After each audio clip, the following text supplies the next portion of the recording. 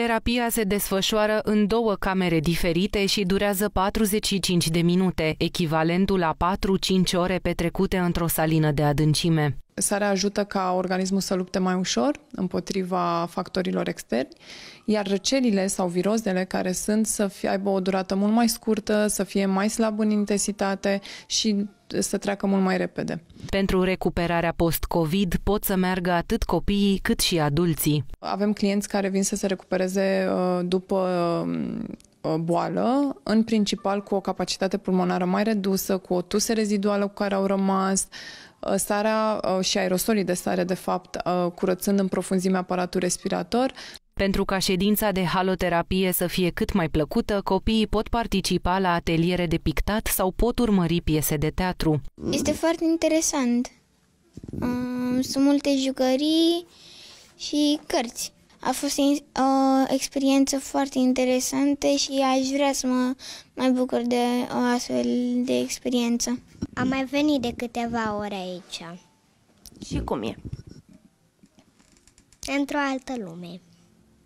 Îmi place foarte mult pentru că este așa un teren acoperit cu sare și poți să umble chiar și în picioarele goale. În salină pot fi tratate bolile aparatului respirator de la nas până la plămâni. Sunt eliminate focarele de infecție, afecțiunile respiratorii și orele sunt ameliorate și chiar vindecate și sunt prevenite gripele și răcelile.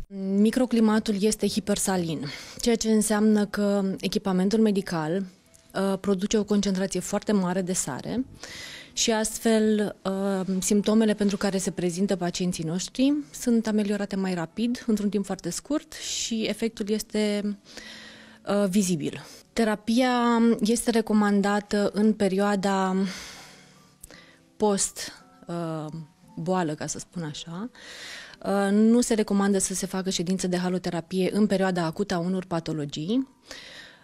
Este recomandat să fie făcută fie preventiv, fie pentru tratamentul patologiilor cronice, pulmonare în general, astm, bronșită cronică și se recomandă și au început să apară și studii care recomandă haloterapia pentru long COVID, pentru simptomele rămase de după COVID. Salina are efecte benefice și pentru piele, mineralizând și hidratând celulele, astfel încât acestea se pot regenera mai bine. În protocolul pentru recuperarea post-COVID apare menționat tratamentul cu aerosoli, ceea ce se găsește și în salina din centrul capitalei, haloterapia activă, sarea având contraindicații în cazul bolilor cronice.